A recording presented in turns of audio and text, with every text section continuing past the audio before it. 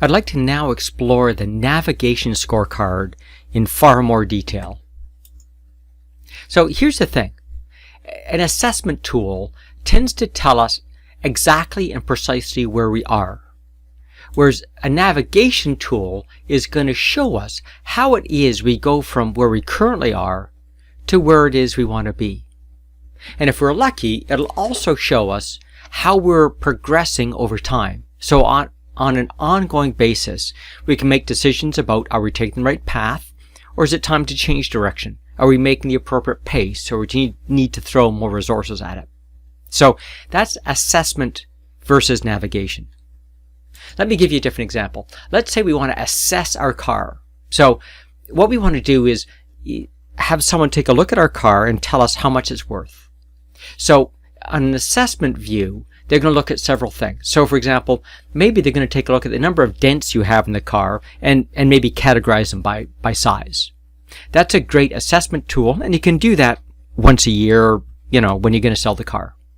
On an ongoing basis, though, I might want to measure things that would be indicative about whether I'm going to have more dents in the car. So, for example, the number of kilometers you drive in the city versus the number of kilometers you drive in the country, with the implication that maybe I have more likelihood of getting dents in the city. Or maybe just the number of reported accidents.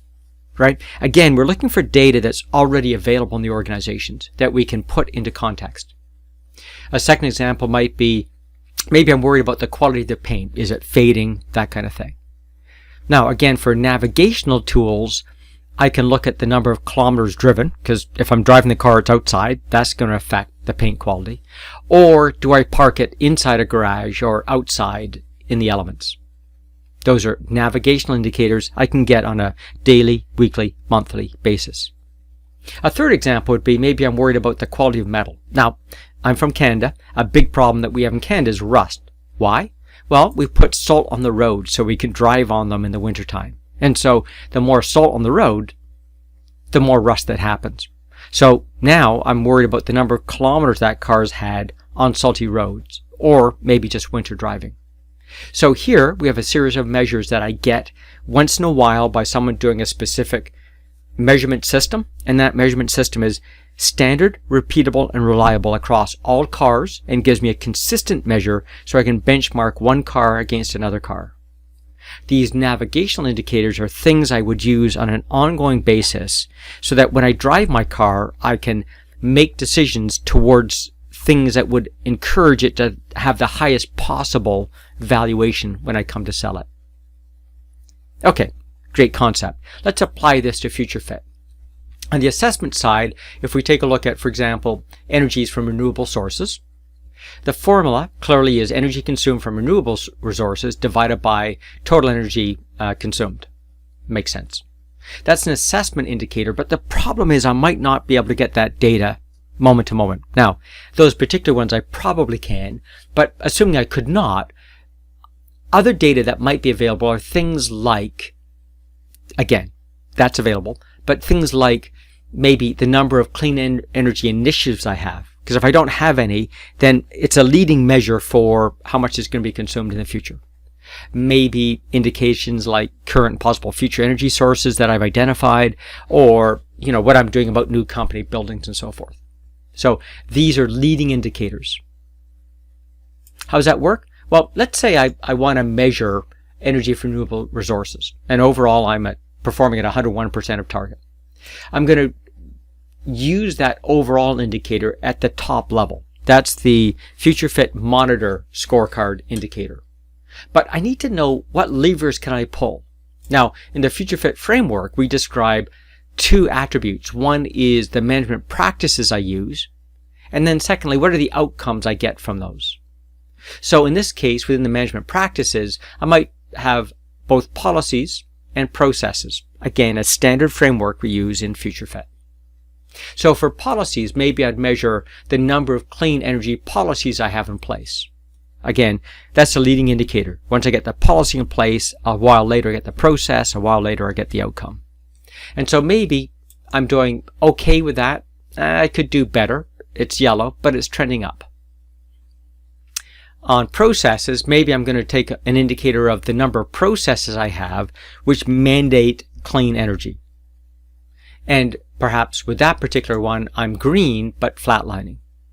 So overall, on management practices, I'm green and trending up. So what we've done is using these ongoing scorecard metrics to give me an ongoing management practices measure.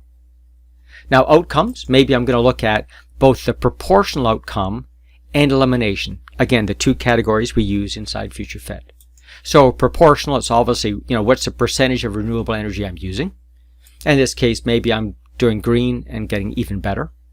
And elimination. In this case, it's about the absolute tons of carbon reduction I've been able to enable. And maybe I'm yellow, but trending up. So overall, I'm yellow and trending up. And that gives me my overall performance. So what we have over here is effectively an assessment measure drilling into the scorecard metrics that I can get on an ongoing basis to make decisions moment to moment to be consistent with that future fit for business strategy. Now I could drill into this. So for example, maybe I want to understand elimination in more detail. I could take a look at how I'm eliminating fossil fuels versus alternative energies versus renewables, and within that natural gas, oil, and so forth. So the idea is I have these metrics that aggregate up to the overall assessment scorecard. And these are the things that management can make decisions on moment to moment to move the organization ahead. Now, renewable energy sources is a pretty easy one. There's an abundance of data. So let's take a look at a tougher one. Let's take a look at employee health is safeguarded. Now, within FutureFit, we say the formula is the number of employees that work in a site with health programs meeting the fitness criteria divided by the total employees in the company's internal operations. Again, maybe that information is available, but there's other information that's available on an ongoing basis that's more interesting. So things like, are mentorship programs available? Are employees' common areas well maintained and accessible? Are health benefits and safety actively researched and provided? Do we encourage social events throughout the company at all levels? So these are ongoing indicators that aggregate up in an indicator format towards that assessment framework. And again, we should be able to drill into it. So I have the overall employee health, and then within that, I can drill into physical health versus mental, within mental, policy versus process, and so forth. So this framework allows me to explore how we're doing and clearly identify where our different initiatives and processes link into FutureFit for business.